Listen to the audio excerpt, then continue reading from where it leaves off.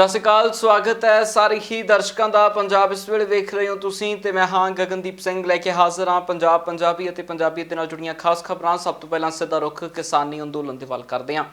ਕਿਸਾਨ ਜਥੇਬੰਦੀਆਂ ਅਤੇ ਸਰਕਾਰ ਦੇ ਵਿਚਕਾਰ ਫਿਲਹਾਲ ਤੱਕ ਤੇ ਰੇੜਕਾ ਬਰਕਰਾਰ ਹੈ ਤੇ ਇਸੇ ਬਰਕਰਾਰ ਰੇੜਕੇ ਦੇ ਦਰਮਿਆਨ ਸੰਯੁਕਤ ਕਿਸਾਨ ਮੋਰਚੇ ਦੀ ਜਨਰਲ ਬਾਡੀ ਦੀ ਬੈਠਕ ਹੋਈਗਾ, ਜਿਸ ਦੇ ਵਿੱਚ ਸਾਰੇ ਕਿਸਾਨ ਆਗੂ ਮੌਜੂਦ ਰਹੇ ਨੇ ਤੇ ਇਸ ਬੈਠਕ ਦੇ ਵਿੱਚੋਂ ਖਾਸ ਅਹਿਮ ਐਲਾਨ ਕੀਤੇ ਗਏ ਨੇ।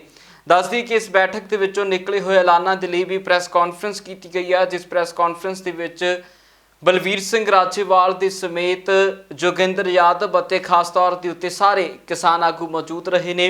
ਕੀ ਖਾਸ ਐਲਾਨ ਨੇ ਜੋ ਕਿਸਾਨ ਆਗੂਆਂ ਨੇ ਕੀਤੇ ਨੇ, ਚੱਲਦੀਆਂ ਸਿੱਧਾ ਹੀ ਪ੍ਰੈਸ ਕਾਨਫਰੰਸ ਦੇ ਵੱਲ ਤੇ ਸੁਣਦੀਆਂ ਖਾਸ ਗੱਲਾਂ। ਦੋ ਪ੍ਰੋਗਰਾਮ ਖਾਸ ਤੌਰ ਤੇ ਅੱਜ ਤੈਅ ਹੋਏ ਆ। 6 ਤਾਰੀਖ ਨੂੰ ਕੀ ਹੈ ਇਹਦਾ ਨਾਮ KMP 11 ਤੋਂ 4 ਵਜੇ ਤੱਕ ਇਹਨੂੰ ਬਲੌਕ ਕਰਾਂਗੇ ਪ੍ਰੋਟੈਸਟ ਵਜੋਂ। ਇਸੇ ਤਰ੍ਹਾਂ 8 ਤਾਰੀਖ ਨੂੰ ਵਿਮਨਸ ਡੇ ਮਨਾਇਆ ਜਾਏਗਾ ਤੇ ਇਹ ਵੀ ਫੈਸਲਾ ਹੋਇਆ ਵੀ ਜਿੱਥੇ ਜਿੱਥੇ ਇਲੈਕਸ਼ਨ ਹੋ ਰਹੀ ਹੈ ਉੱਥੇ ਟੀਮਾਂ ਭੇਜੀਆਂ ਜਾਣਗੀਆਂ। ਸਭ ਤੋਂ ਪਹਿਲਾਂ ਬੰਗਾਲ ਦਾ ਫੈਸਲਾ ਹੋਇਆ, ਬੰਗਾਲ 'ਚ ਟੀਮ ਭੇਜੀ ਜਾਏਗੀ ਤੇ ਜਿਸ ਤਰ੍ਹਾਂ ਪ੍ਰੋਗਰਾਮ ਉਹ ਬਣੇਗਾ ਉਹ ਤੁਹਾਨੂੰ ਫਿਰ ਦੱਸ ਦਿਆਂਗੇ। ਤੇ ਕੇਰਲਾ ਦਾ ਵੀ ਫੈਸਲਾ ਹੋਇਆ, ਕੇਰਲਾ 'ਚ ਵੀ ਟੀਮ ਜਾਏਗੀ ਤੇ ਉੱਥੇ ਅਸੀਂ ਕਿਸੇ ਪਰਟੀਕੂਲਰ ਪਾਰਟੀ ਨੂੰ ਸਪੋਰਟ ਨਹੀਂ ਕਰਨ ਜਾਵਾਂਗੇ। ਅਸੀਂ ਆਪਣਾ ਕੇਸ ਦੱਸ ਕੇ ਅਸੀਂ ਲੋਕਾਂ ਨੂੰ ਅਪੀਲ ਕਰਾਂਗੇ ਵੀ ਜਿਹਨੂੰ ਮਰਜ਼ੀ ਵੋਟ ਪਾ ਦਿਓ। 100 ਦਿਨ ਹੋਣ ਵਾਲਾ ਹੈ, 100 ਦਿਨ 6 ਤਾਰੀਖ ਨੂੰ ਹੋ ਜਾਣਾ, ਇਸੇ ਲਈ 6 ਤਾਰੀਖ ਦਾ ਅਸੀਂ ਇਹ ਪ੍ਰੋਗਰਾਮ ਰੱਖਿਆ 100 ਦਿਨ ਹੋਣ ਤੇ ਉਹਦੇ ਲਈ ਅਸੀਂ ਲੋਕਾਂ ਨੂੰ ਇਹੀ ਅਵੇਅਰ ਕਰਾਂਗੇ ਵੀ ਮੋਦੀ ਸਰਕਾਰ ਦਾ ਕਿਸਾਨਾਂ ਪ੍ਰਤੀ ਰਵੱਈਆ ਕੀ ਹੈ। ਸਾਰੀ ਦੁਨੀਆ ਦਾ ਯੂਨੀਕ ਅੰਦੋਲਨ ਜਿਹੜਾ ਉਹ ਚੱਲ ਰਿਹਾ ਹੈ, ਜਿਹੜਾ ਕੰਪਲੀਟਲੀ ਪੀਸਫੁਲ ਰਿਹਾ। ਸਭ ਤੋਂ ਵੱਧ ਦੁਨੀਆ ਦੇ ਵਿੱਚ ਪਾਰਟਿਸਿਪੇਸ਼ਨ ਇਸ ਅੰਦੋਲਨ 'ਚ ਹੋਈ ਤੇ ਮੋਦੀ ਸਰਕਾਰ ਝੂਠ ਪ੍ਰਚਾਰ ਕਰੀ ਜਾ ਰਹੀ ਹੈ। ਅਸੀਂ 2-3 ਵਾਰ ਕਲੌਜ਼ ਬਾਈ ਕਲੌਜ਼ ਬਹਿਸ ਕਰ ਚੁੱਕੇ ਸਰਕਾਰ ਨਾਲ ਤੇ ਉਹ ਸਾਰੇ ਜਿੰਨੇ ਅਸੀਂ ਮੁੱਦੇ ਉਠਾਏ ਉਹਨਾਂ ਨੂੰ ਅਮੈਂਡਮੈਂਟ ਕਹੀ ਜਾਂਦੇ ਨੇ। ਦੂਜੇ ਪਾਸੇ ਉਹ ਕਹਿੰਦੇ ਨੇ ਜੀ ਕਲੌਜ਼ ਬਾਈ ਕਲੌਜ਼ ਬਹਿਸ ਨਹੀਂ ਕਰਦੇ, ਸਾਨੂੰ ਦੱਸਦੇ ਨੇ ਕੀ ਕਾਲਾ ਹੈ। ਅਸੀਂ ਉਹਨਾਂ ਨੂੰ ਪੁੱਛਦੇ ਹਾਂ ਸਾਨੂੰ ਦੱਸ ਦਿਓ ਕੀ ਚਿੱਟਾ ਹੈ। ਉਧਰ ਪੰਜਾਬ ਦੇ ਬਜਟ ਇਜਲਾਸ ਦਾ ਅੱਜ 3 ਦਿਨ ਹੈ ਤੇ ਅੱਜ ਵਿਧਾਨ ਸਭਾ ਦੀ ਕਾਰਵਾਈ 10 ਵਜੇ ਤੱਕ ਮੁਲਤਵੀ ਕੀਤੀ ਗਈ ਹੋਈ ਹੈ ਤੇ 10 ਵਜੇ ਇਹ ਕਾਰਵਾਈ ਸ਼ੁਰੂ ਕੀਤੀ ਜਾਣੀ ਹੈ, ਜਿਸ ਦੇ ਵਿੱਚ ਅੱਜ ਉਮੀਦ ਹੈ ਕਿ ਖੇਤੀ ਕਾਨੂੰਨਾਂ ਨੂੰ ਲੈ ਕੇ ਵੀ ਖਾਸ ਤੌਰ ਤੇ ਉੱਤੇ ਨਵਾਂ ਪ੍ਰਸਤਾਵ ਪੰਜਾਬ ਦੀ ਸਰਕਾਰ ਲਿਆ ਸਕਦੀ ਹੈ ਤੇ ਫਸਲਾਂ ਦੀ MSP ਨੂੰ ਲੈ ਕੇ ਵੀ ਨਵੇਂ ਬਿਆਨ ਜਿਹੜੇ ਅੱਜ ਪੇਸ਼ ਹੋ ਸਕਦੇ ਨੇ, ਨਵੇਂ ਪ੍ਰਸਤਾਵ ਜਿਹੜੇ ਪੇਸ਼ ਕੀਤੇ ਜਾ ਸਕਦੇ ਨੇ। ਦੱਸਦੀ ਕਿ ਅੱਜ ਦੇ ਵਿਧਾਨ ਸਭਾ ਇਜਲਾਸ ਦੇ ਉੱਤੇ ਕੱਲ੍ਹ ਦੇ ਵਿਧਾਨ ਸਭਾ ਇਜਲਾਸ ਦਾ ਬਹੁਤ ਵੱਡਾ ਅਸਰ ਵੇਖਿਆ ਜਾਣਾ ਹੈ, ਕਿਉਂਕਿ ਕੱਲ੍ਹ ਕਈ ਚੀਜ਼ਾਂ ਨੂੰ ਲੈ ਕੇ ਵਿਰੋਧ ਵੀ ਕੀਤਾ ਗਿਆ। ਕੱਲ੍ਹ ਦੀਆਂ ਜੋ ਗਤੀਵਿਧੀਆਂ ਨੇ ਉਸ ਦੇ ਉੱਤੇ ਵੀ ਨਿਗਾਹਾਂ ਮਰਾਵਾਂਗੇ। ਵੱਖ-ਵੱਖ ਸਿਆਸੀ ਬਿਆਨ ਸੀ ਕੱਲ੍ਹ ਦੇ ਦਿਨ ਦੇ ਵਿੱਚੋਂ, ਉਹਨਾਂ ਬਿਆਨਾਂ ਦੇ ਵੱਲ ਸਿੱਧੀ ਨਿਗਾਹ ਮਾਰਦੇ ਹਾਂ ਤੇ ਸੁਣਦੇ ਹਾਂ ਵੱਖ-ਵੱਖ ਪਾਰਟੀਆਂ ਦੀਆਂ ਖਾਸ ਗੱਲਾਂ ਬਾਤਾਂ। ਬਿਕਰਮ ਮਜੀਠੀਆ ਨੇ ਕਿਹਾ ਜੀ ਕਿ ਵਿਧਾਇਕਾਂ ਦੇ ਖਿਲਾਫ ਸ਼ਿਕਾਇਤ ਤਾਂ ਕੀਤੀ ਆਮ ਆਦਮੀ ਪਾਰਟੀ ਨੇ ਤੇ ਉਸ ਤੋਂ ਬਾਅਦ ਆਮ ਆਦਮੀ ਪਾਰਟੀ ਦੇ ਉੱਠ ਕੇ ਆਗੂਆਂ ਨੇ ਸ਼ੋਰ ਮਚਾਇਆ। ਮੈਂ ਉਹਨਾਂ ਨੂੰ ਪੁੱਛਣਾ ਚਾਹੁੰਦਾ ਕਿ ਤੁਸੀਂ ਦੋਹਰੇ ਮਾਪਦੰਡ ਹੋ ਸਕਦੇ ਨੇ। 4 ਵਿਧਾਇਕਾਂ ਨੂੰ ਸਪੀਕਰ ਨੇ ਐਂਟੀ ਡਿਫੈਕਸ਼ਨ ਲਾਅ ਦਾ ਨੋਟਿਸ ਦਿੱਤਾ ਹੋਇਆ, ਉਹਨਾਂ ਚੋਂ 2 ਜਿਹੜੇ ਨੇ ਉਹ ਆਮ ਆਦਮੀ ਪਾਰਟੀ ਦੇ ਕੋਲ ਵਾਪਸ ਚਲੇ ਗਏ। ਹੁਣ ਉਹ ਕਹਿੰਦੇ ਕਿਉਂਕਿ ਸਾਡੀਆਂ ਭੇਡਾਂ ਨੇ ਹੁਣ ਇਹਨਾਂ ਦੇ ਖਿਲਾਫ ਕੋਈ ਐਕਸ਼ਨ ਨਹੀਂ ਹੋਣਾ ਚਾਹੀਦਾ। Firstly this is selective targeting, number 1। Number 2, ਸ਼ਾਇਦ ਆਮ ਆਦਮੀ ਪਾਰਟੀ ਨੂੰ ਤੇ ਬਿਕਰਮ ਮਜੀਠੀਆ ਨੂੰ ਕਾਨੂੰਨ ਨਹੀਂ ਪਤਾ। ਜਿਹੜਾ ਐਂਟੀ ਡਿਫੈਕਸ਼ਨ ਲਾਅ ਦੇ 10th ਸ਼ਡਿਊਲ ਦਾ ਜਿਹਦੇ ਖਿਲਾਫ ਸਾਡੇ ਖਿਲਾਫ ਕੋਈ ਕਾਰਵਾਈ ਕਰਨੀ ਹੈ ਸਪੀਕਰ ਨੇ, ਉਹ ਪੰਜਾਬ ਵਿਧਾਨ ਸਭਾ ਕੰਪੀਟੈਂਟ ਹੀ ਨਹੀਂ ਕੀ। ਪੰਜਾਬ ਵਿਧਾਨ ਸਭਾ ਨੂੰ ਉਹ ਪਹਿਲਾਂ ਲਾਅਜ਼ ਅਡਾਪਟ ਕਰਨੇ ਪੈਣੇ ਆ। ਦੇਸ਼ ਦੀਆਂ ਕੁਝ ਵਿਧਾਨ ਸਭਾਵਾਂ ਨੇ ਇਹ ਲਾਅਜ਼ ਅਡਾਪਟ ਕੀਤੇ ਹੋਏ ਨੇ, ਪੰਜਾਬ ਨੇ ਅਡਾਪਟ ਨਹੀਂ ਕੀਤੇ ਔਰ ਉਸ ਲਾਅਜ਼ ਨੂੰ ਅਡਾਪਟ ਕਰਨ ਲਈ ਮਿਨੀਮਮ 30 ਸਿਟਿੰਗਸ ਦਾ ਟਾਈਮ ਚਾਹੀਦਾ। ਅੱਜ ਵੀ ਉਹ ਲਾਅ ਜਿਹੜੇ 10th ਸ਼ਡਿਊਲ ਦੇ ਐਂਟੀ ਡਿਫੈਕਸ਼ਨ ਲਾਅ ਦੇ ਉਹ ਟੇਬਲ ਤੇ ਰੱਖੇ ਗਏ ਨੇ, ਪਰ ਇੱਦਾਂ ਦੀਆਂ 30 ਸਿਟਿੰਗਸ ਚਾਹੀਦੀਆਂ ਨੇ। ਉਸ ਤੋਂ ਬਾਅਦ ਪੰਜਾਬ ਵਿਧਾਨ ਸਭਾ ਦਾ ਸਪੀਕਰ ਕੰਪੀਟੈਂਟ ਹੋਵੇਗਾ। ਨੰਬਰ 3, ਸਪੀਕਰ ਦੇ ਉੱਤੇ ਕੋਈ ਪਾਬੰਦੀ ਨਹੀਂ ਗੀ।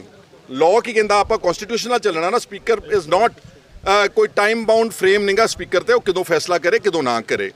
ਤੇ ਲਾਸਟਲੀ ਮੈਂ ਕਹਿਣਾ ਚਾਹੁੰਦਾ ਕਿ ਇਹਨਾਂ ਫਰਜੀ ਇਨਕਲਾਬੀਆਂ ਨੇ ਸਾਡੇ खिलाफ अपना चाह पूरा करने लिए हाई कोर्ट भी गए हुए हैं। आज गवर्नर साहब के भाषण पे ऊपर बिल्कुल आम आदमी पार्टी जो है इसकी बहस में हिस्सा लेंगे, क्योंकि कल पंजाब के माननीय गवर्नर साहब ने बहुत एक बड़ा झूठ का पुलंदा कैप्टन साहब की तरफ से पंजाब की विधानसभा में पड़ा, उसको हम वहाँ पे उनका पर्दाफाश करेंगे। क्योंकि वो जब पैरा नंबर 26 और 27 पर पहुँचे, जिसमें पंजाब के जो किसान हैं इनके 3 काले बिलों का जिक्र किया गया था, उस वक्त पहुँचते पहुँचते पंजाब के माननीय गवर्नर साहब वो भाषण स्किप करके वहाँ से उठ के चले गए। सो बहुत बड़ी तौहीन पंजाब के लोगों की, पंजाब के किसानों की, पंजाब के खेत मजदूरों की पंजाब के गवर्नर साहब ने ऑन बिहाफ ऑफ कैप्टन साहब ने पंजाब के किसानों की तौहीन की है। ਉਧਰ ਵਿਧਾਨ ਸਭਾ ਸੈਸ਼ਨ ਤੋਂ ਬਾਅਦ ਵੱਡੇ ਸਿਆਸੀ ਬਿਆਨ ਸਾਹਮਣੇ ਆਏ ਨੇ। ਇਸ ਦੇ ਵਿੱਚ ਸਿੱਧੂ ਨੇ ਖਾਸ ਤੌਰ ਤੇ ਉੱਤੇ ਪੰਜਾਬ, ਪੰਜਾਬੀ ਅਤੇ ਪੰਜਾਬੀਅਤ ਦੇ ਤੌਰ ਤੇ ਉੱਤੇ ਮੁੱਖ ਮਸਲੇ ਅੱਗੇ ਰੱਖੇ ਨੇ। ਨਵਜੋਤ ਸਿੰਘ ਸਿੱਧੂ ਨੇ ਪੰਜਾਬ ਦੇ ਬਜਟ ਨੂੰ ਲੈ ਕੇ ਵੀ ਚਰਚਾਵਾਂ ਕੀਤੀਆਂ ਨੇ ਤੇ ਪੰਜਾਬ ਦੇ ਲਈ ਆਉਣ ਵਾਲੇ ਦਿਨਾਂ ਦੇ ਵਿੱਚ ਕਿਹਨਾਂ ਪਲਾਨਾਂ ਦੀ ਜ਼ਰੂਰਤ ਹੈ, ਕਿਸ ਤਰ੍ਹਾਂ ਪੰਜਾਬ ਆਪਣੇ ਪੈਰਾਂ ਦੇ ਉੱਤੇ ਖੜਾ ਹੋਏਗਾ, ਇਸ ਨੂੰ ਲੈ ਕੇ ਨਵਜੋਤ ਸਿੰਘ ਸਿੱਧੂ ਨੇ ਇੱਕ ਸੰਜੀਵਨੀ ਪਲਾਨ ਪੇਸ਼ ਕੀਤਾ ਹੈ। ਕੀ ਕੁਝ ਨਵਜੋਤ ਸਿੰਘ ਸਿੱਧੂ ਨੇ ਇਸ ਦੇ ਵਿੱਚ ਪੇਸ਼ ਕੀਤਾ ਹੈ, ਉਹ ਸੁਣਦੇ ਹਾਂ।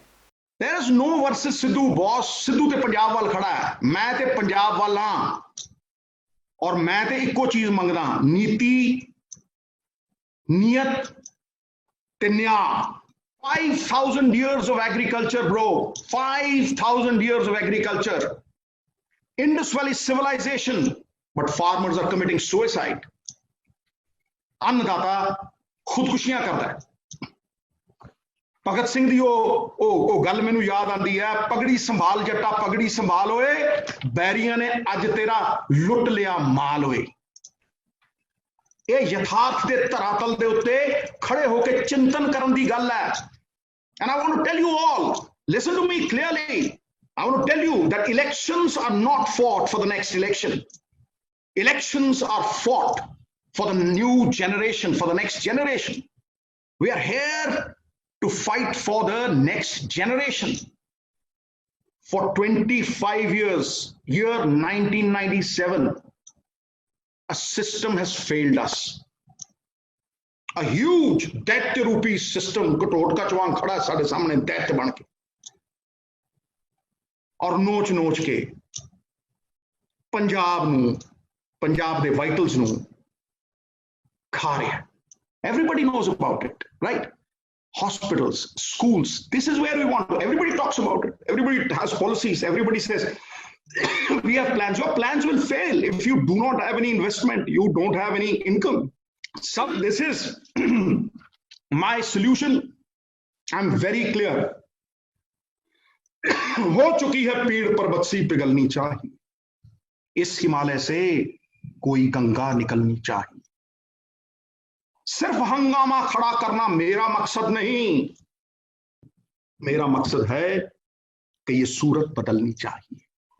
फिर मेरे दिल में ना सही तो तेरे दिल में ही सही हो, कहीं भी आग लेकिन आग जलनी चाहिए। ਤੇ ਉਧਰ ਦੀਪ ਸਿੱਧੂ ਮਾਮਲੇ ਨੇ ਇੱਕ ਵਾਰ ਫਿਰ ਤੋਂ ਤੂਲ ਫੜ ਰਿਹਾ ਹੈ। ਦੀਪ ਸਿੱਧੂ ਦੇ ਹੱਕ ਦੇ ਵਿੱਚ ਮਨਜਿੰਦਰ ਸਿੰਘ ਸਿਰਸਾ ਦੇ ਵੱਲੋਂ ਬਿਆਨ ਦਿੱਤਾ ਗਿਆ ਸੀ, ਜਿਸ ਬਿਆਨ ਦੇ ਵਿੱਚ ਮਨਜਿੰਦਰ ਸਿਰਸਾ ਨੇ ਕਿਹਾ ਸੀ ਕਿ ਦੀਪ ਸਿੱਧੂ ਦੇ ਨਾਲ ਉਹਨਾਂ ਦੀ ਫੋਨ ਦੇ ਉੱਤੇ ਗੱਲਬਾਤ ਹੋਈ ਹੈ ਤੇ ਉਸ ਗੱਲਬਾਤ ਤੋਂ ਬਾਅਦ ਉਹਨਾਂ ਨੇ ਇਸ ਗੱਲ ਦਾ ਵੀ ਐਲਾਨ ਕੀਤਾ ਸੀ ਕਿ ਦੀਪ ਸਿੱਧੂ ਨੂੰ ਜਿਸ ਵੀ ਵਕੀਲ ਦੀ ਜ਼ਰੂਰਤ ਪਏਗੀ ਉਸ ਦੀ ਮਦਦ ਦਿੱਲੀ ਸਿੱਖ ਗੁਰਦੁਆਰਾ ਪ੍ਰਬੰਧਕ ਕਮੇਟੀ ਕਰੇਗੀ।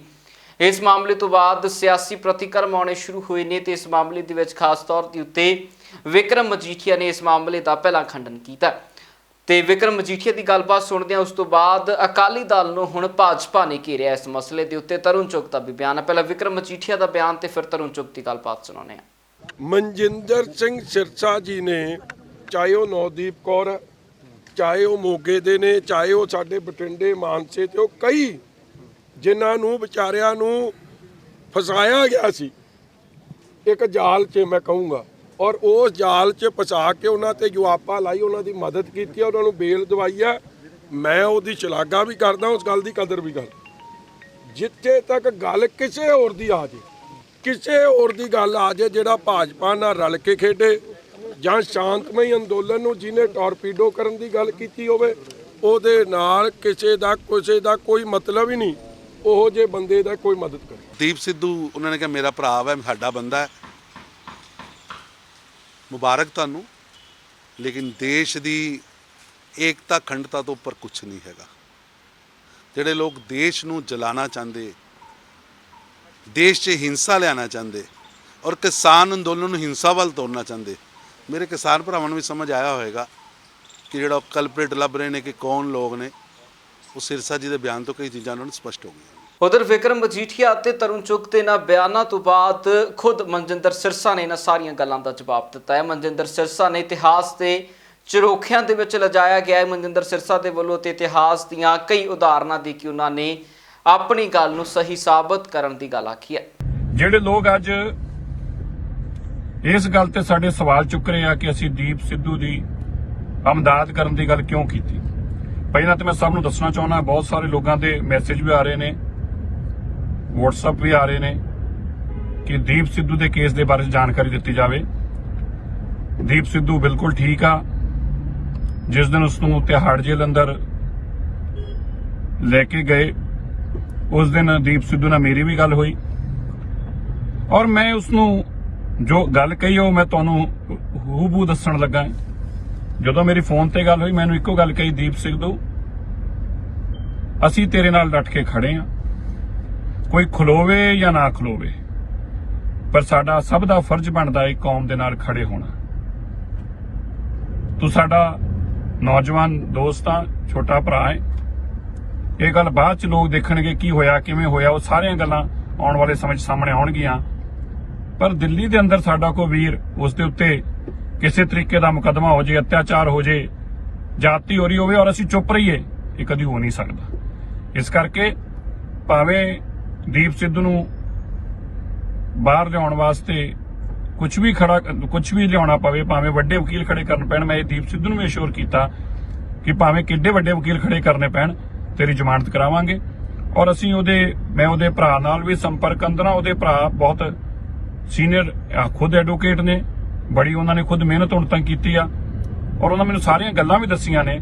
ਸੋ ਮੈਂ ਪਹਿਲਾਂ ਤਾਂ ਸਭ ਨੂੰ ਇਹ ਦੱਸਣਾ ਚਾਹੁੰਦਾ ਕਿ ਦੀਪ ਸਿੱਧੂ ਠੀਕ ਵੀ ਆ ਔਰ ਦਿੱਲੀ ਸਿੱਖ ਗੁਰਦੁਆਰਾ ਮੈਨੇਜਮੈਂਟ ਕਮੇਟੀ ਜੋ ਵੀ ਉਹਨਾਂ ਦੇ ਪਰਿਵਾਰ, ਕਿਉਂਕਿ ਉਹਨਾਂ ਦੇ ਬ੍ਰਦਰ ਖੁਦ ਐਡਵੋਕੇਟ ਨੇ ਔਰ ਬੜੀ ਅੱਛੀ ਤਰ੍ਹਾਂ ਕੇਸ ਨੂੰ ਸਮਝਦੇ ਨੇ, ਜੋ ਵੀ ਉਹ ਕਹਿਣਗੇ, ਜੋ ਵੀ ਉਮੀਦ ਕਰਨਗੇ, ਅਸੀਂ ਬਿਲਕੁਲ ਦੀਪ ਸਿੱਧੂ ਦੇ ਨਾਲ ਡਟ ਕੇ ਖੜੇ ਹਾਂ। ਉਧਰ ਵਿਧਾਨ ਸਭਾ ਸੈਸ਼ਨ ਤੀਜਾ ਦਿਨ ਹੈ, ਜਿਸ ਤਰ੍ਹਾਂ ਹੰਗਾਮਿਆਂ ਦੀ ਭੇਟ ਚੜਿਆ ਹੈ। ਖਾਸ ਤੌਰ ਦੇ ਉੱਤੇ ਸੱਤਾ ਧਿਰ ਦੇ ਵੱਲੋਂ ਵਿਰੋਧੀ ਧਿਰਾਂ ਦੇ ਉੱਤੇ ਇਲਜ਼ਾਮ ਸਨ ਅਤੇ ਵਿਰੋਧੀ ਧਿਰ ਦੇ ਵੱਲੋਂ ਸੱਤਾ ਧਿਰ ਤੋਂ 4 ਸਾਲਾਂ ਦਾ ਰਿਪੋਰਟ ਕਾਰਡ ਮੰਗਿਆ ਜਾ ਰਿਹਾ ਸੀ, ਜਿਸ ਨੂੰ ਲੈ ਕੇ ਕਾਫੀ ਗਰਮ ਮਾਹੌਲ ਵਿਧਾਨ ਸਭਾ ਦੇ ਵਿੱਚ ਰਿਹਾ ਹੈ। ਇਸ ਦਰਮਿਆਨ ਕੈਪਟਨ ਅਮਰਿੰਦਰ ਸਿੰਘ ਦੇ ਉੱਤੇ ਪਰਚਾ ਦਰਜ ਕਰਨ ਦੀ ਮੰਗ ਕੀਤੀ ਗਈ ਹੈ। ਵਿਕਰਮ ਮਜੀਠੀਆ ਦੇ ਵੱਲੋਂ ਮਜੀਠੀਆ ਦਾ ਕਹਿਣਾ ਹੈ ਕਿ ਜਿਹੜੇ ਕਿਸਾਨ ਖੁਦ ਆਪਣੀਆਂ ਜਾਨਾਂ ਦੇ ਰਹੇ ਨੇ ਉਹਨਾਂ ਦੇ ਪਿੱਛੇ ਖਾਸ ਤੌਰ ਦੇ ਉੱਤੇ ਕੈਪਟਨ ਅਮਰਿੰਦਰ ਸਿੰਘ ਦਾ ਹੱਥ ਹੈ, ਕਿਉਂਕਿ ਕੈਪਟਨ ਅਮਰਿੰਦਰ ਸਿੰਘ ਨੇ ਕਰਜ਼ਾ ਮਾਫੀ ਦੇ ਵਾਅਦੇ ਪੂਰੇ ਨਹੀਂ ਕੀਤੇ। ਕਿ ਕੁਝ ਇਸ ਦੇ ਉੱਤੇ ਵਿਕਰਮ ਮਜੀਠੀਆ ਕਹਿ ਰਹੇ ਨੇ, ਉਹ ਸੁਣਦੇ ਹਾਂ ਤੇ ਉਸ ਤੋਂ ਬਾਅਦ ਇਹਨਾਂ ਗੱਲਾਂ ਦਾ ਜਵਾਬ ਸੁਖਪਾਲ ਸਿੰਘ ਖਹਿਰਾ ਨੇ ਦਿੱਤਾ।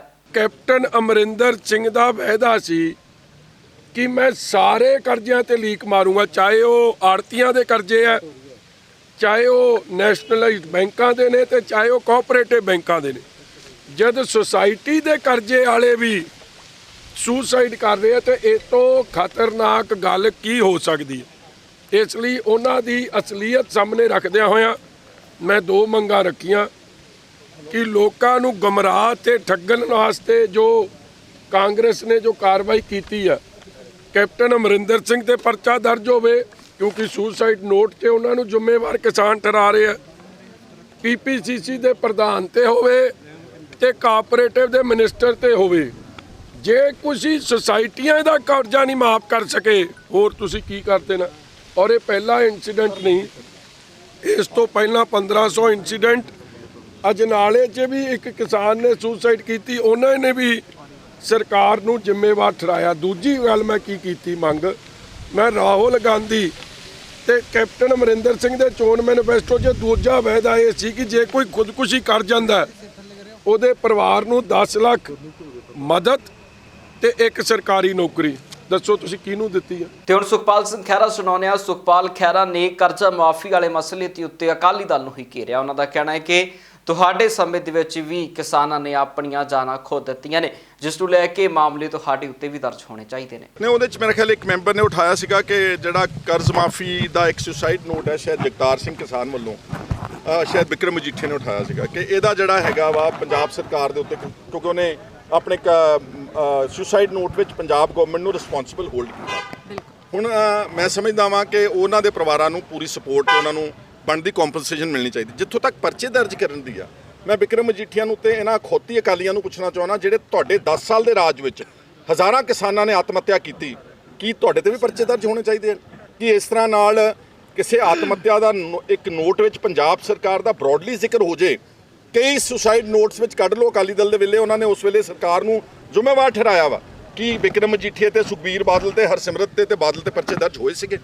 ਦੇਅਰਫੋਰ ਕੋਈ ਵੀ ਗੱਲ ਪੰਜਾਬ ਦੇ ਸਦਨ ਵਿੱਚ ਅੰਦਰ ਕਹਿਣ ਤੋਂ ਪਹਿਲਾਂ ਅੰਦਰ ਇਹਨਾਂ ਅਕਾਲੀਆਂ ਨੂੰ ਆਪਣੇ ਅੰਦਰ ਝਾਤ ਮਾਰਨੀ ਚਾਹੀਦੀ ਹੈ। ਉਧਰ ਵਿਧਾਨ ਸਭਾ ਸੈਸ਼ਨ ਤੋਂ ਬਾਅਦ ਵੱਡੇ ਸਿਆਸੀ ਬਿਆਨ ਸਾਹਮਣੇ ਆਏ ਨੇ। ਇਸ ਦੇ ਵਿੱਚ ਕਮਰ ਸੰਧੂ ਨੇ ਵੀ ਬਿਆਨ ਦਿੱਤਾ ਹੈ। ਕਮਰ ਸੰਧੂ ਨੇ ਖਾਸ ਤੌਰ ਤੇ ਉੱਤੇ ਗੱਲ ਚੱਕੀ ਸੀ ਕਿ ਵਿਧਾਨ ਸਭਾ ਦੇ ਦਰਮਿਆਨ ਹੰਗਾਮਿਆਂ ਦੀ ਹੀ ਭੇਟ ਚੜ੍ਹ ਜਾਂਦੇ ਨੇ। ਵਿਧਾਨ ਸਭਾ ਸੈਸ਼ਨ ਦੇ ਸਾਰੇ ਦਿਨ ਆਮ ਲੋਕਾਂ ਦੇ ਮੁੱਦੇ ਇਸ ਦਰਮਿਆਨ ਨਹੀਂ ਚੁੱਕੇ ਜਾਂਦੇ ਤੇ ਰਾਜਪਾਲ ਦੇ ਭਾਸ਼ਣ ਦੇ ਦਰਮਿਆਨ ਲਾਏ ਗਏ ਗੋ ਬੈਕ ਤੇ ਨਾਰਿਆਂ ਦੇ ਉੱਤੇ ਵੀ ਕਮਰ ਸੰਧੂ ਨੇ ਵਿਰੋਧੀਆਂ ਨੂੰ ਘੇਰਦੇ ਹੋਏ ਕਿਹਾ ਹੈ ਕਿ ਅਜਿਹਾ ਨਹੀਂ ਸੀ ਹੋਣਾ ਚਾਹੀਦਾ ਤੇ ਅਜਿਹੇ ਵਿਧਾਇਕਾਂ ਦੇ ਉੱਤੇ ਕਾਰਵਾਈ ਹੋਣੀ ਚਾਹੀਦੀ ਹੈ। ਅਸੀਂ ਕੀ ਇਹ ਸ਼ੋਭਾ ਥੋੜਾ ਦਿੰਦਾ ਵਾ, ਔਰ ਅੰਦਰ ਜੇ ਡਿਜੀਟਾਈਜ਼ ਹੋਊਗਾ, ਅੰਦਰ ਟੈਲੀਵਿਜ਼ਨ ਸਕਰੀਨਾਂ ਲੱਗਣਗੀਆਂ, ਅੰਦਰ ਟੈਲੀਵਿਜ਼ਨ ਹਰ ਡੈਸਕ ਦੇ ਉੱਤੇ ਲੱਗੂਗਾ ਤੇ ਕੱਲ ਨੂੰ, ਔਰ ਉਹਨਾਂ ਨੇ ਕਿਹਾ ਪੇਪਰਲੈਸ ਹੋਊਗਾ।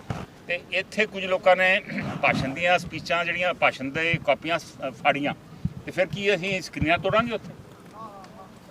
ਔਰ ਮੇਰਾ ਆਪਣਾ ਮੰਨਣਾ ਵਾ ਕਿ ਜੇ ਤੁਸੀਂ ਭਾਸ਼ਣ ਨੂੰ ਦੀ ਕਾਪੀ ਨੂੰ ਫਾੜਦੇ ਜੇ ਜਾਂ ਉਹਨੂੰ ਤੁਸੀਂ ਸਾੜਦੇ ਜੇ, ਮੇਰੇ ਖਿਆਲ ਕਿਸੇ ਪਾਰਟੀ ਨੇ, ਆਮ ਆਦਮੀ ਹੈ, ਕਿਸੇ ਪਾਰਟੀ ਨੇ ਬਾਹਰ ਉਹਦੀਆਂ ਕਾਪੀਆਂ ਸਾੜੀਆਂ ਵੀ ਤੇ ਸਾੜਦੇ ਜੇ, ਤੇ ਫਿਰ ਤੁਸੀਂ ਆਪਣਾ ਜਿਹੜਾ ਅਧਿਕਾਰ ਆ ਉਹਦੇ ਤੇ ਬਹਿਸ ਕਰਨ ਦਾ ਉਹ ਤੁਸੀਂ ਖੋ ਦਿੰਦੇ।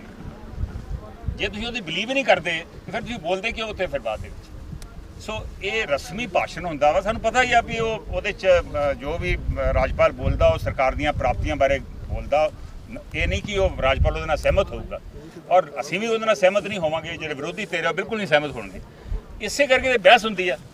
ਔਰ ਜੇ ਬਹਿਸ ਕਰਨ ਦੀ ਬਜਾਏ ਤੁਸੀਂ ਉੱਥੇ ਜੇ ਨਾਅਰੇਬਾਜ਼ੀ ਕਰਨੀ ਆ, ਤੁਸੀਂ ਉੱਥੇ ਹੰਗਾਮਾ ਹੀ ਕਰਨਾ, ਔਰ ਕੱਲ ਭਾਸ਼ਣ ਮੇਰੇ ਖਿਆਲ ਉਹਨੂੰ ਛੋਟਾ ਕਰਨਾ ਪਿਆ, ਛੇਤੀ ਬੰਦ ਕਰਨਾ ਪਿਆ। ਸੋ ਅਸੀਂ ਇਹ ਕੀ ਐਗਜ਼ਾਮਪਲ ਸੈੱਟ ਕਰ ਰਹੇ ਹਾਂ। ਉਧਰ ਹਲਕਾ ਦਾਖਾਂ ਤੋਂ ਅਕਾਲੀ ਦਲ ਦੇ ਵਿਧਾਇਕ ਮਨਪ੍ਰੀਤ ਸਿੰਘ ਇਆਲੀ ਦੇ ਵੱਲੋਂ ਵੀ ਵਿਧਾਨ ਸਭਾ ਸਪੀਕਰ ਦੀ ਕਾਰਗੁਜ਼ਾਰੀ ਦੇ ਉੱਤੇ ਸਵਾਲ ਖੜੇ ਕੀਤੇ ਗਏ ਨੇ।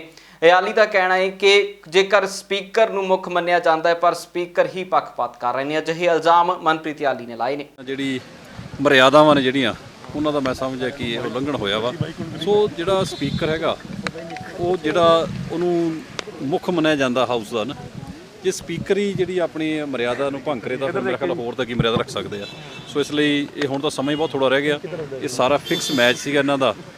ਸੋ ਇਸ ਲਈ ਇਹ ਚਾਹੁੰਦੇ ਨਹੀਂ ਸੀ। ਮੇਰੇ ਹਲਕੇ ਦੀ ਹੋਈ ਆ ਚੋਣ, ਇੱਕੋ ਇਸਤੀਫਾ ਪ੍ਰਵਾਨ ਹੋਇਆ ਫੁਲਕਾ ਸਾਹਿਬ ਦਾ, ਉਹ ਅਸੀਂ ਚੋਣ ਲੜੀ ਆ ਤੇ ਜਿੱਤ ਕੇ ਇੱਥੇ ਆਏ ਆ। ਸੋ ਇਹਨਾਂ ਨੇ ਤਾਂ ਸਿਰਫ ਉਹ ਸਾਰੀ ਡਰਾਮੇਬਾਜ਼ੀ ਸੀ, ਅੰਦਰੋਂ ਮਿਲੀ ਭੁਗਤ ਸੀ, ਦੇ ਲੈ ਕੇ ਸਾਰੇ ਜਿਹੜੇ ਮਸਲੇ ਨੇ ਇਹ ਹੋਏ ਸੀਗੇ ਤੇ ਹਜੇ ਤੱਕ ਕੋਈ ਇਸਤੀਫਾ ਪ੍ਰਵਾਨ ਨਹੀਂ ਹੋ ਸਕਿਆ। ਜਿਹੜੇ 3 ਕਾਨੂੰਨ ਪਾਸ ਕੀਤੇ ਗਏ ਨੇ ਉਹ ਬਹੁਤ ਵੱਡੀ ਇੱਕ ਧੱਕੇਸ਼ਾਹੀ ਆ। ਮੈਂ ਇੱਕ ਆਪ ਕਿਸਾਨ ਹੋਣ ਦੇ ਨਾਤੇ ਪਹਿਲੇ ਦਿਨ ਤੋਂ ਅਸੀਂ ਇਹਦਾ ਵਿਰੋਧ ਕਰ ਰਹੇ ਹਾਂ ਅਤੇ ਸ਼੍ਰੋਮਣੀ ਅਕਾਲੀ ਦਲ ਵੱਲੋਂ ਵੀ ਬਹੁਤ ਵਧੀਆ ਫੈਸਲਾ ਲਿਆ ਗਿਆ ਅਤੇ ਬੀਬਾ ਹਰਸਿਮਰਤ ਕੌਰ ਬਾਦਲ ਜੀ ਵੱਲੋਂ ਅਸਤੀਫਾ ਦਿੱਤਾ ਗਿਆ ਤੇ ਆਉਣ ਵਾਲੇ ਸਮੇਂ ਦੇ ਵਿੱਚ ਵੀ ਇਸ ਅੰਦੋਲਨ ਨੂੰ ਕਾਮਯਾਬ ਕਰਨ ਦੇ ਲਈ ਜਦੋਂ ਤੱਕ ਇਹ ਮੰਗਾਂ ਸਾਡੀਆਂ ਕਿਸਾਨਾਂ ਦੇ ਪਰਿਵਾਰ ਨਹੀਂ ਹੁੰਦੀਆਂ, ਅਸੀਂ ਹਰ ਤਰ੍ਹਾਂ ਦਾ ਸਾਥ ਹੈ ਜਿਹੜਾ ਕਿਸਾਨਾਂ ਦੇਵਾਂਗੇ। ਉੱਤਰ ਪੰਜਾਬ ਦੀ ਸਿਆਸਤ ਦੇ ਵਿੱਚ ਜਿਸ ਤਰ੍ਹਾਂ ਪਿਛਲੇ ਦਿਨੀ ਪ੍ਰਸ਼ਾਂਤ ਕਿਸ਼ੋਰ ਦੀ ਐਂਟਰੀ ਕਰਵਾਈ ਗਈ ਹੈ ਕੈਪਟਨ ਅਮਰਿੰਦਰ ਸਿੰਘ ਦੇ ਵੱਲੋਂ, ਉਸ ਐਂਟਰੀ ਦੇ ਉੱਤੇ ਵੀ ਆਮ ਆਦਮੀ ਪਾਰਟੀ ਨਿਰਾਸ਼ ਨਜ਼ਰ ਆ ਰਹੀ ਹੈ। ਆਮ ਆਦਮੀ ਪਾਰਟੀ ਦਾ ਕਹਿਣਾ ਹੈ ਕਿ ਖਾਸ ਤੌਰ ਦੇ ਉੱਤੇ ਪ੍ਰਸ਼ਾਂਤ ਕਿਸ਼ੋਰ ਦੇ ਵੱਲੋਂ ਜਿਹੋ ਜਿਹੇ ਵਾਅਦੇ ਪਿਛਲੀਆਂ 2017 ਦੀਆਂ ਵਿਧਾਨ ਸਭਾ ਤੋਂ ਪਹਿਲਾਂ ਕਰਵਾਏ ਗਏ ਸੀ, ਉਹਨਾਂ ਵਾਅਦਿਆਂ 'ਚੋਂ ਕੋਈ ਵੀ ਵਾਅਦਾ ਪੂਰਾ ਨਹੀਂ ਹੋਇਆ। ਭਾਵ ਕਿ ਇਸ ਤਰ੍ਹਾਂ ਪ੍ਰਸ਼ਾਂਤ ਕਿਸ਼ੋਰ ਨੇ ਪੰਜਾਬ ਦੇ ਲੋਕਾਂ ਨਾਲ ਧੋਖਾ ਕੀਤਾ ਹੈ। ਇਸ ਕਰਕੇ ਪ੍ਰਸ਼ਾਂਤ ਕਿਸ਼ੋਰ ਨੂੰ ਅਜਿਹਾ ਕੈਬਨਿਟ ਰੈਂਕ ਨਹੀਂ ਸੀ ਮਿਲਣਾ ਚਾਹੀਦਾ। ਅਜਿਹਾ ਕਹਿਣਾ ਹੈ ਕੁਲਤਾਰ ਸਿੰਘ ਸੰਧਵਾ ਦਾ, ਜੋ ਕਿ ਆਮ ਆਦਮੀ ਪਾਰਟੀ ਦੇ ਵਿਧਾਇਕ ਨੇ। ਐਕਸਪਰਟ ਲਿਆਂਦਾ ਵੀ ਜਿਹੜਾ ਸਾਡੇ ਕੈਂਸਰ ਦੇ ਮਰੀਜ਼ਾਂ ਨੂੰ ਇਲਾਜ ਦਵਾ ਸਕੇ, ਸਾਡਾ ਫਾਈਨੈਂਸ਼ੀਅਲ ਐਕਸਪਰਟ ਜਿਹੜਾ ਪੰਜਾਬ ਦਾ ਕਰਜ਼ਾ ਘਟਾ ਸਕੇ, ਕੋਈ এনवायरमेंटਲ ਐਕਸਪਰਟ ਜਿਹੜਾ ਸਾਡਾ ਬੁੱਢਾ ਨਾਲਾ ਖਰਾਬ ਹੋ ਰਿਹਾ ਉਹਦੇ ਲਈ ਠੀਕ ਕਰ ਸਕੇ, ਕੋਈ ਇਹਨਾਂ ਨੇ ਕੰਮ ਨਹੀਂ ਕੀਤਾ। ਇਹ ਪ੍ਰੈਸ ਕਾਨਫਰੰਸ ਦੇ ਵਿੱਚ ਅਸੀਂ ਦੱਸ ਕੇ ਆਏ ਹਾਂ। ਸਾਡੀ ਕਾਰਵਾਈ ਗੱਲ ਇਹ ਸੱਥ ਤੋਂ ਲੈ ਕੇ ਸੰਸਦ ਤੱਕ, ਭਾਵੇਂ ਵਿਧਾਨ ਸਭਾ, ਹਰੇਕ ਥਾਂ ਤੱਕ ਜਾ ਕੇ ਅਸੀਂ ਆਪਦਾ ਜੋ ਵਿਰੋਧੀ ਧਿਰ ਦਾ ਕੰਮ ਹੈ ਅਸੀਂ ਇਹਨਾਂ ਮੁੱਦਿਆਂ ਨੂੰ ਚੱਕਾਂਗੇ। ਔਰ ਪੰਜਾਬ ਦੇ ਨਾਲ ਧੋਖਾ ਹੀ ਕੀਤਾ ਹੁਣ ਤਾਈਂ। ਬਿਲਕੁਲ ਅਸੀਂ ਤਾਂ ਗੱਲ ਕਰਨੀ ਖੇਤੀਬਾੜੀ ਦੇ ਜਿਹੜੇ 3 ਕਾਲੇ ਕਾਨੂੰਨ ਆ ਤੇ ਕੈਪਟਨ ਅਮਰਿੰਦਰ ਸਿੰਘ ਨੇ ਖੁੱਲ੍ਹ ਕੇ ਪੰਜਾਬੀਆਂ ਦੀ ਬਾਂਹ ਹੀ ਨਹੀਂ ਫੜੀ, ਸਾਡੇ ਦੇਸ਼ ਦੇ ਕਿਸਾਨਾਂ ਦੀ ਬਾਂਹ ਹੀ ਨਹੀਂ ਫੜੀ। ਉਹ ਤਵੱਕੋ ਕਰਦੇ ਸੀ ਕਿਉਂਕਿ ਆਪੋਜੀਸ਼ਨ ਦੇ ਮੁੱਖ ਮੰਤਰੀ ਆ, ਤਵੱਕੋ ਕਰਦੇ ਸੀ, ਇਹਨਾਂ ਦਾ ਧਰਮ ਵੀ ਬਣਦਾ ਸੀ, ਲੇਕਿਨ ਇਹਨਾਂ ਨੇ ਆਪਦਾ ਧਰਮ ਕੋਈ ਨਹੀਂ ਨਿਭਾਇਆ। ਕੱਲ ਦਿਨ ਸੀਗਾ ਪੰਜਾਬ ਦੀ ਵਿਧਾਨ ਸਭਾ ਦਾ ਪਹਿਲਾ ਵਿਚਰਿਤ ਦਾ ਸੀਗਾ ਔਰ ਜਿੰਨੇ ਵੀ ਪੰਜਾਬ ਦੇ ਭਖਦੇ ਮਸਲੇ ਨੇ, ਉਹ ਭਾਵੇਂ ਮਾਈਨਿੰਗ ਦਾ ਹੋਵੇ, ਭਾਵੇਂ ਸ਼ਰਾਬ ਦੇ ਕਾਰੋਬਾਰ ਦਾ ਹੋਵੇ, ਭਾਵੇਂ ਬੱਚਿਆਂ ਦੇ ਬੇਰੁਜ਼ਗਾਰੀ ਦਾ ਹੋਵੇ, ਭਾਵੇਂ ਐਸੀ ਸਕਾਲਰਸ਼ਿਪ ਦਾ ਹੋਵੇ ਤੇ ਹੋਰ ਸਾਡੇ ਇਨਫਰਾਸਟ੍ਰਕਚਰ ਦੇ ਆ, ਇੰਪਲੋਇਮੈਂਟ ਦੇ ਆ, ਹੈਲਥ ਦੇ ਆ, ਐਜੂਕੇਸ਼ਨ ਦੇ ਆ, ਜਿੰਨੇ ਵੀ ਨੇ ਸਾਡੇ ਸਾਰਿਆਂ ਦੇ ਕੁਐਸਚਨ ਲੱਗੇ ਹੋਏ ਨੇ। ਲਗਭਗ 45-47 ਕੁਐਸਚਨ ਜਿਹੜੇ ਨੇ ਉਹ ਮੈਂ ਆਪਣੇ ਵੱਲੋਂ ਇਕੱਲੇ ਨੇ ਪੰਜਾਬ ਦੀ ਵਿਧਾਨ ਸਭਾ 'ਚ ਇਸ ਵਾਰ ਰੱਖੇ ਨੇ ਕਿ ਉਹਨਾਂ ਦੇ ਜਿਹੜੇ ਆ ਕੋਈ ਮੰਤਰੀ ਸਾਹਿਬ ਤੋਂ ਪੁੱਛਾਂਗੇ ਵੀ ਕਿ ਭਾਈ ਤੁਸੀਂ ਆਯੁਸ਼ਮਾਨ ਯੋਜਨਾ ਦੇ ਵਿੱਚ ਬਹੁਤ ਵੱਡੀਆਂ ਵੱਡੀਆਂ ਡੀਂਗਾਂ ਤੋਂ ਮਾਰਦੇ ਹੋ, ਪਰ ਇਹਦਾ ਜਿਹੜਾ ਇਲਾਜ ਆ ਉਹ ਕਿਹੜੇ ਹਸਪਤਾਲ ਵਿੱਚ ਹੁੰਦਾ। ਉਧਰ ਸ਼੍ਰੋਮਣੀ ਗੁਰਦੁਆਰਾ ਪ੍ਰਬੰਧਕ ਕਮੇਟੀ ਦੇ ਪ੍ਰਧਾਨ ਬੀਬੀ ਜਗੀਰ ਕੌਰ ਨੇ ਵੀ ਖਾਸ ਤੌਰ ਤੇ ਉੱਤੇ ਪੰਜਾਬ ਦੇ ਬਜਟ ਦੇ ਉੱਤੇ ਗੱਲਬਾਤ ਕੀਤੀ ਹੈ। ਉਹਨਾਂ ਦਾ ਕਹਿਣਾ ਹੈ ਕਿ ਪੰਜਾਬ ਦੇ ਪਿਛਲੇ 4 ਸਾਲਾਂ ਦੇ ਬਜਟ ਦੇ ਵਿੱਚ ਜਿੱਥੇ ਕੁਝ ਨਹੀਂ ਨਿਕਲਿਆ, ਇਸ ਸਾਲ ਦੇ ਬਜਟ ਦੇ ਵਿੱਚੋਂ ਵੀ ਕੋਈ ਉਮੀਦ ਨਹੀਂ ਹੈ। तकरीबन 2 साल हो चले, सरकार ने ऐलान तो पहला भी बड़े किए है। 4 साल पहला मेरा ख्याल है कि जे गुटका साहब की सौं खा के उन्होंने ऐलान किए सी वो अज तक पूरे नहीं होए, तो जोड़ा अज ऐलान कर रहे हैं ये चौथा बजट आ गया, 5वां बजट तकरीबन। तो जे पहले 4 बजटा कुछ नहीं होया तो 5वें बजट ही होएगा। सो लोग बड़े सुचेत है जी, लोग बड़े सियाने हैं, लोग सारी गल समझते हैं कि कैप्टन सरकार केवल ऐलान करके ही लोगों को लारे ला रही है, इन्होंने किसी पासे लगन नहीं देना। जे नौकरियां देनियां सी ते अज ऐलान करने की लोड़ ही नहीं सी, ये तो नौकरियां दे देनियां चाहिए, हुण भी दे देन। अस कहने कि चलो परिवारां नूं अज भी कोई राहत मिल जे, पर आस नहीं। जिथे पहला नहीं किसी नूं कहंदे सी घर घर नौकरी देंगे, वो नहीं राहत मिली। एक भी बच्चे नूं अज तक नौकरी का कोई ऐलान की छड्डो, किसी नूं कोई इंप्लीमेंट होया ही नहीं। सो मैं समझदी है कि जे दे भी देन ये भी शुक्र करांगे परमात्मा दा, कोई अज भी कह के दे देन, पर ये सब झूठे लारे है, लोगों नाल फरेब है, लोगों नाल धोखा, लोगों नाल बड़े वादे किए गए सीगे ਜਿਹੜੇ ਇਹਨਾਂ ਨੇ ਸੌਂਹਾਂ ਖਾ ਕੇ ਕੀਤੇ ਸੀਗੇ, ਇੱਕ ਤੱਕ ਵੀ ਨਹੀਂ ਪੂਰਾ ਉਤਰਿਆ। ਮੈਂ ਸਮਝਦੀ ਹੈ ਕਿ ਐਵੇਂ ਲੋਕਾਂ ਨੂੰ ਇਸ ਤਰ੍ਹਾਂ ਗਲਤ ਤਰੀਕੇ ਦੇ ਨਾਲ ਨਹੀਂ ਲਾਰੇ ਨਹੀਂ ਲਾਉਣੇ ਚਾਹੀਦੇ। ਬੀਤੇ ਕੁਝ ਸਾਲ ਪਹਿਲਾਂ ਦੁਸ਼ਹਿਰੇ ਵਾਲੇ ਦਿਨ ਅੰਮ੍ਰਿਤਸਰ ਦੇ ਜੋੜਾ ਫਾਟਕ ਦੇ ਉੱਤੇ ਵੱਡੀ ਘਟਨਾ ਵਾਪਰੀ ਸੀ। ਇਸ ਘਟਨਾ ਦੇ ਵਿੱਚ ਇਸ ਦੁਨੀਆ ਤੋਂ ਜਾਣ ਵਾਲੇ ਲੋਕਾਂ ਦੀ ਗਿਣਤੀ ਬਹੁਤ ਵੱਡੀ ਹੋ ਚੁੱਕੀ ਸੀ, ਜਿਸ ਤੋਂ ਬਾਅਦ ਜਿਹੜੇ ਇਸ ਘਟਨਾ ਦੇ ਵਿੱਚ ਜ਼ਖਮੀ ਹੋਏ ਸੀ ਉਹਨਾਂ ਦੀ ਵੀ ਗਿਣਤੀ ਕਾਫੀ ਸੀ, ਜਿਸ ਨੂੰ ਲੈ ਕੇ ਸਰਕਾਰ ਦੇ ਵੱਲੋਂ ਵੀ ਵੱਡੇ ਐਲਾਨ ਕੀਤੇ ਗਏ ਸੀ ਅਤੇ ਖਾਸ ਤੌਰ ਦੇ ਉੱਤੇ ਇਸ ਰੇਲ ਲਾਈਨ ਦੇ ਵਿੱਚੋਂ ਅੰਡਰ ਬ੍ਰਿਜ ਬਣਾਉਣ ਦਾ ਐਲਾਨ ਕੀਤਾ ਗਿਆ ਸੀ, ਜਿਸ ਦੀ ਕਾਰਵਾਈ ਹੁਣ ਸ਼ੁਰੂ ਕਰ ਦਿੱਤੀ ਗਈ ਹੈ। ਇਸ ਦੇ ਉਦਘਾਟਨ ਦੇ ਸਮੇਂ ਦੇ ਉੱਤੇ ਖੁਦ ਗੁਰਜੀਤ ਸਿੰਘ ਔਜਲਾ ਪਹੁੰਚੇ ਨੇ, ਜੋ ਕਿ ਮੈਂਬਰ ਪਾਰਲੀਮੈਂਟ ਨੇ ਅੰਮ੍ਰਿਤਸਰ ਤੋਂ ਕਾਂਗਰਸ ਦੇ। ਉਹਨਾਂ ਦਾ ਕਹਿਣਾ ਹੈ ਕਿ 6 ਮਹੀਨਿਆਂ ਦੇ ਵਿੱਚ ਇਹ ਅੰਡਰ ਬ੍ਰਿਜ ਬਣ ਕੇ ਤਿਆਰ ਹੋ ਜਾਵੇਗਾ, ਜਿਸ ਦੇ ਵਿੱਚ ਤਕਰੀਬਨ 25 ਕਰੋੜ ਰੁਪਏ ਦੀ ਲਾਗਤ ਆਏਗੀ। ਦੱਸ ਦਈਏ ਕਿ ਇਸ ਮੌਕੇ ਦੇ ਉੱਤੇ ਖਾਸ ਤੌਰ ਦੇ ਉੱਤੇ ਨਵਜੋਤ ਸਿੰਘ ਸਿੱਧੂ ਦਾ ਜ਼ਿਕਰ ਕਰਦਿਆਂ ਔਜਲਾ ਦਾ ਕਹਿਣਾ ਸੀ ਕਿ ਇਸ ਬ੍ਰਿਜ ਦਾ ਉਦਘਾਟਨ ਖੁਦ ਨਵਜੋਤ ਸਿੰਘ ਸਿੱਧੂ ਕਰਨਗੇ। ਮੈਂਬਰ ਪਾਰਲੀਮੈਂਟ ਮੈਨੂੰ ਕਿੰਨੇ ਬਣਾਇਆ? ਨਵਜੋਤ ਸਿੰਘ ਸਿੱਧੂ ਹੋਣਾ ਹੀ ਬਣਾਇਆ ਨਾ ਇੱਥੋਂ, ਉਹਨੇ ਵੋਟਾਂ ਇੱਥੋਂ ਪਾਈਆਂ ਨੇ ਨਾ, ਤੇ ਮੈਂ ਵੀ ਤਾਂ ਉਹਨਾਂ ਦਾ ਹੀ ਹਾਂ। ਲੇਕਿਨ ਨਵਜੋਤ ਸਿੰਘ ਸਿੱਧੂ ਇੱਕ ਸੈਲੀਬ੍ਰਿਟੀ ਚਿਹਰਾ ਹੋਣ ਦੇ ਨਾਤੇ ਵੀ ਲੋਕ ਜਿਹੜੇ ਉਹਨਾਂ ਨੂੰ ਦੇਖਣਾ ਪਸੰਦ ਕਰਦੇ। ਬਿਲਕੁਲ ਉਹ ਆਉਣਗੇ, ਜਿੱਦਣ ਵੱਡਾ ਉਦਘਾਟਨ ਕਰਨਾ, ਜਿੱਦਣ ਇਹ ਕੰਪਲੀਟ ਹੋਦਾ, ਨਵਜੋਤ ਸਿੰਘ ਸਿੱਧੂ ਹੋਣਾ ਹੀ ਕਰਨਾ। ਹੁਣ ਅਸੀਂ ਲੇਟ ਹੁੰਦਾ ਜਾਂਦਾ ਸੀ, ਹੁਣ ਮੇਰੇ ਕੋਲ ਉਦੋਂ ਟਾਈਮ ਨਹੀਂ ਲੱਗਦਾ ਹੁੰਦਾ। ਮੈਂ ਵੀ ਕੁਦਰਤੀ ਗੱਲ ਵੈਕਸੀਨ ਲੱਗਣ ਕਰਕੇ ਮੈਂ ਇੱਥੇ ਆਇਆ, ਜਿਵੇਂ ਨਾ ਉਹਦਾ ਸ਼ਾਇਦ ਉਹਦਾ ਹੋਰ ਲੇਟ ਹੋ ਜਾਂਦਾ। ਪੁੱਲ ਇੱਕ ਦਿਨ ਜਿਹੜਾ ਲੇਟ ਹੈ ਨਾ, ਕਿਤੇ ਵੀ ਕੋਈ ਹਾਦਸਾ ਵਾਪਰ ਸਕਦਾ, ਸਕੂਲ ਨਹੀਂ ਵਾਪਰ ਦੇਣਾ। ਅਸੀਂ ਚਾਹੁੰਦੇ ਹਾਂ ਕਿ ਜਲਦੀ ਬਣੇ, ਜਿੱਦਣ ਬਣੂਗਾ ਉਦਘਾਟਨ ਨਵਜੋਤ ਸਿੰਘ ਸਿੱਧੂ ਹੋਣੇ ਕਰਨਾ ਹੀ। ਮੈਂ ਧੰਨਵਾਦ ਕਰਦਾ ਪੰਜਾਬ ਸਰਕਾਰ ਦਾ, ਖਾਸ ਕਰਕੇ ਮੁੱਖ ਮੰਤਰੀ ਕੈਪਟਨ ਅਮਰਿੰਦਰ ਸਿੰਘ ਔਰ ਲੋਕਲ ਬਾਡੀ ਮਿਨਿਸਟਰ ਸਾਡੇ ਬ੍ਰਹਮ ਮਹਿੰਦਰਾ ਜੀ ਔਰ ਸਾਡੇ member of parliament Gurjeet Aujla ji ਔਰ ਇਸ ਇਲਾਕੇ ਦੇ ਐਮਐਲਏ ਸਾਹਿਬ ਦਾ, ਜਿਨ੍ਹਾਂ ਨੇ ਮੈਨੂੰ ਆਸ਼ੀਰਵਾਦ ਦਿੱਤਾ, ਔਰ ਖਾਸ ਕਰਕੇ ਕੈਪਟਨ ਸਾਹਿਬ ਦਾ, ਜਿਨ੍ਹਾਂ ਨੇ ਹਮੇਸ਼ਾ ਅੰਮ੍ਰਿਤਸਰ ਬਾਰੇ, ਪੰਜਾਬ ਬਾਰੇ ਸੋਚਿਆ, ਇਸ ਇਲਾਕੇ ਬਾਰੇ ਸੋਚਿਆ। ਮੈਂ ਜਿਸ ਦਿਨ ਉਹਨਾਂ ਦੇ ਅੱਗੇ ਇਹ ਜਾ ਕੇ ਡਿਮਾਂਡ ਰੱਖੀ, ਉਹਨਾਂ ਨੇ ਕਿਹਾ 2 ਮਿੰਟ ਨਹੀਂ ਲਗਾਣੇ, ਇਹ ਕੰਮ ਸਭ ਤੋਂ ਪਹਿਲਾਂ ਕਰਾਉਣਾ। ਔਰ ਅਸੀਂ ਉਸੇ ਦਿਨ ਰੇਲਵੇ ਨੂੰ ਆ ਕੇ 10 ਕਰੋੜ ਰੁਪਈਆ ਇੱਕ ਦਿੱਤਾ, 15 ਕਰੋੜ 44 ਲੱਖ ਰੁਪਈਆ ਇੱਕ ਹੋਰ ਦੇ ਕੇ ਔਰ ਇਹਨੂੰ ਪਾਸ ਕਰਾ ਕੇ ਦਿੱਤਾ। ਅੱਜ ਨਿਰਮਾਣ ਕੀਤਾ, ਕਿੰਨੀ ਦੇਰ ਤੱਕ ਇਹਦਾ ਜਿਹੜਾ ਰੇਲਵੇ ਨੇ ਟੈਂਡਰ ਲਗਾਇਆ ਸੀ ਔਰ 6 ਮਹੀਨੇ ਦਾ ਟਾਈਮ ਹੈ, 6 ਮਹੀਨੇ ਦੇ ਵਿੱਚ ਅਸੀਂ ਪੂਰਾ ਕਰਕੇ ਦੇਵਾਂਗੇ। ਹਿਸਾਰ ਦੀ ਕੰਪਨੀ ਹੈ, ਉਹਨੇ ਪੂਰਾ ਕਰਨਾ। ਕਿੰਨੀ ਲਾਗਤ ਨਾਲ ਇਹ 25 ਕਰੋੜ 44 ਲੱਖ ਰੁਪਏ ਨਾਲ ਤਿਆਰ ਹੋਣਾ ਸੀ। 25 ਕਰੋੜ 44 ਲੱਖ ਰੁਪਏ ਦਿੱਤਾ, ਕੁਛ ਇਹਨਾਂ ਦੀਆਂ ਫੀਸਾਂ ਹੈ, ਕੁਛ ਹੋਰ ਸਭ ਕੰਮ ਕਰਕੇ 25 ਕਰੋੜ 44 ਲੱਖ ਰੁਪਏ ਦਿੱਤਾ। ਉਧਰ ਦੇਸ਼ ਦੇ ਵਿੱਚ ਲਗਾਤਾਰ ਵਧ ਰਹੀਆਂ ਤੇਲ ਅਤੇ ਪੈਟਰੋਲ ਦੀਆਂ ਕੀਮਤਾਂ ਦੇ ਉੱਤੇ ਕਾਂਗਰਸ ਦੇ ਵੱਲੋਂ ਪੂਰੇ ਮੁਲਕ ਦੇ ਵਿੱਚ ਪ੍ਰਦਰਸ਼ਨ ਕੀਤੇ ਜਾ ਰਹੇ ਨੇ। ਕਾਂਗਰਸ ਦੇ ਯੂਥ ਵਿੰਗ ਦੇ ਵੱਲੋਂ ਦਿੱਲੀ ਦੇ ਵਿੱਚ ਸਿਲੰਡਰ ਮੋਢਿਆਂ ਦੇ ਉੱਤੇ ਰੱਖ ਕੇ ਪ੍ਰਦਰਸ਼ਨ ਕੀਤੇ ਗਏ ਨੇ, ਜਿਸ ਦੇ ਵਿੱਚ ਉਹਨਾਂ ਦਾ ਕਹਿਣਾ ਸੀ ਕਿ ਆਮ ਲੋਕਾਂ ਦੀ ਜੇਬ ਦੇ ਵਿੱਚੋਂ ਬਾਹਰ ਹੁੰਦੇ ਜਾ ਰਹੇ ਨੇ ਸਿਲੰਡਰ, ਪੈਟਰੋਲ ਅਤੇ ਡੀਜ਼ਲ। ਇਸ ਨੂੰ ਸਰਕਾਰ ਨੂੰ ਵੀ ਇਸ ਦੇ ਵੱਲ ਧਿਆਨ ਦੇਣਾ ਚਾਹੀਦਾ ਹੈ। देखिए, लगातार पिछले 6 वर्षों से जब से भारतीय जनता पार्टी की सरकार इस देश में आई, लगातार अपने जनविरोधी फैसलों के कारण उसे जाना जाता है। पिछले 1 महीने में 125 रुपये से अधिक रसोई गैस का सिलेंडर बढ़ता है। पिछले 60 से 70 सालों में पहली बार ऐसा हुआ है कि पेट्रोल और डीजल 100 रुपये से अधिक पे बिक रहे हैं। आज केंद्र सरकार के पेट्रोलियम मंत्रालय के बाहर भारतीय युवक कांग्रेस अपने राष्ट्रीय अध्यक्ष वी श्रीनिवास जी के नेतृत्व में इकट्ठा हुई है, इस गूंगी बहरी और निकम्मी सरकार को जगाने के लिए कि आपके फैसलों से न केवल आम आदमी की रसोई महंगी हुई है, आज महिलाओं का खाना बनाना मुश्किल हो गया है, आज गरीब आदमी की पहुंच से आज रसोई घर और उसके खाने की रोटी दूर होती जा रही है। देखिए, ये तानाशाही सरकार है, इसको जगाने जब तक ये जागेगी नहीं तब तक हम लगे रहेंगे। सड़क से संसद तक भारतीय युवक कांग्रेस हमेशा इस सरकार के जन विरोधी फैसलों के खिलाफ खड़ी रही और आगे भी खड़ी रहेगी। ਪੰਜਾਬ ਇਸ ਵੇਲੇ ਦੇ ਵਿੱਚ ਫਿਲਹਾਲ ਲਈ ਨਹੀਂ, ਫਿਰ ਮੁੜ ਹਾਜ਼ਰ ਹੁੰਦੇ ਆ ਨਵੀਆਂ ਤੇ ਤਾਜ਼ਾ ਅਪਡੇਟਸ ਨਾਲ। ਤਦ ਤੱਕ ਲਈ ਮੈਨੂੰ ਦਿਓ ਇਜਾਜ਼ਤ। ਬਹੁਤ ਬਹੁਤ ਧੰਨਵਾਦ।